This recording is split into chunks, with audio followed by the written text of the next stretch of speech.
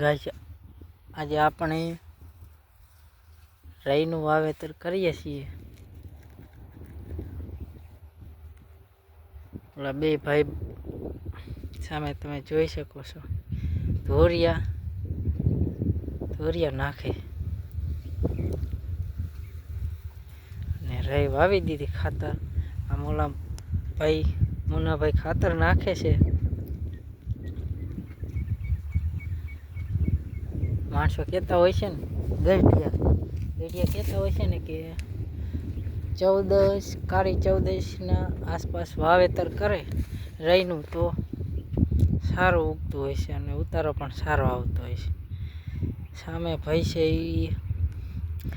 રાઈ છાંટે છે લીટામાં, અને લીટે વાવેતર કરવાથી રાઈનું ઉત્પાદન સારું એવું મળતું હોય છે। તમે જોઈ શકો છો 18ની જારીએ લીટા કરેલા છે।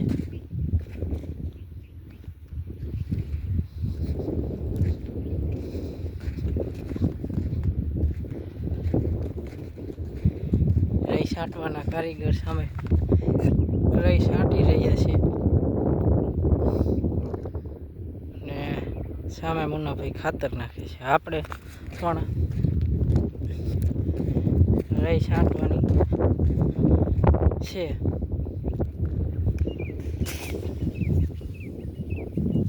મારા હેર હેલો રેડ આમ રાખીને આ ડબલીની મદદથી આપણે રાઈ છાંટતા હોય છે અને અંદર માપ કરેલું હોય છે। તમાકુના બાગબાનને ડબલા આ રીતે રાખવાની, જેટલો બી પડવો જોઈએ એટલી જગ્યા રાખીને આ ડબલીને આ રીતે ખખડાવવાની હોય છે, એટલે એક જ ધારું બિયારણ પડતું હોય છે।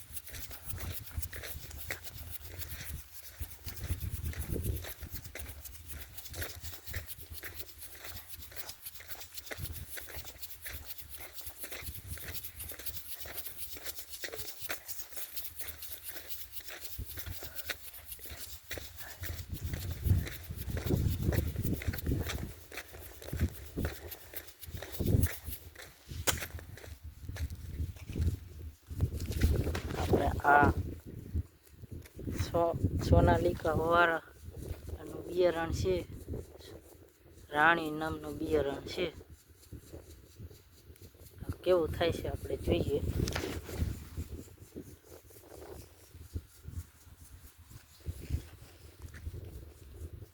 આ લીટામાં છાંટવાની રહેશે। હાલો થોડુંક બી ભરી લઈશું જાય આમાં હે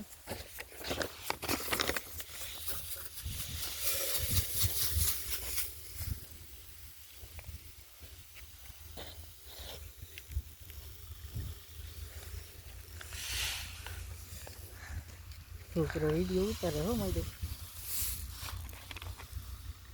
હાલો નાખી છે હેલો ના એવું લાગે તો તોડી લેજો એ યાર બીજી કોથળી હેલો ઝાડમાં ભેગું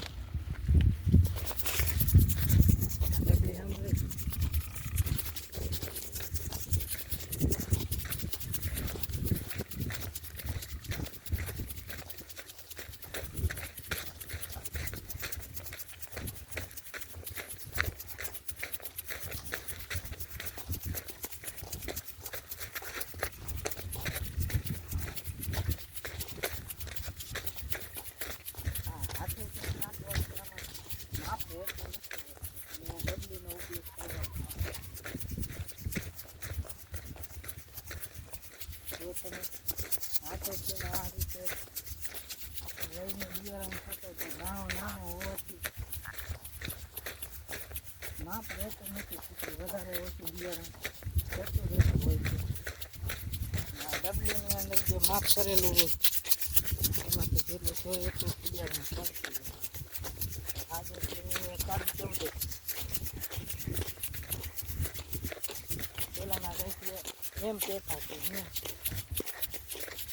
કાળી 14 અથવા તો કાળી 14 આસપાસના દિવસોમાં જો તમે રહીનું વાવેતર કરો તો એનો રાઈટ ટાઈમ પરફેક્ટ ટાઈમ ભેગો હોય, જેથી ઉતારો સારો એવો આવતો હોય છે અને નવી સિઝન સારી ખાવાનો ટાઈમ આવે ત્યાં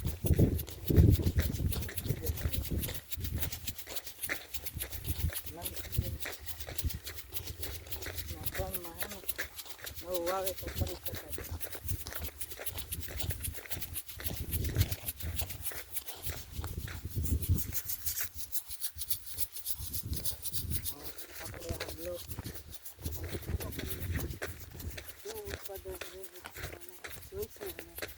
વિડીયો બનાવતો બરાબર, ત્યારે વાવી દીધું છે.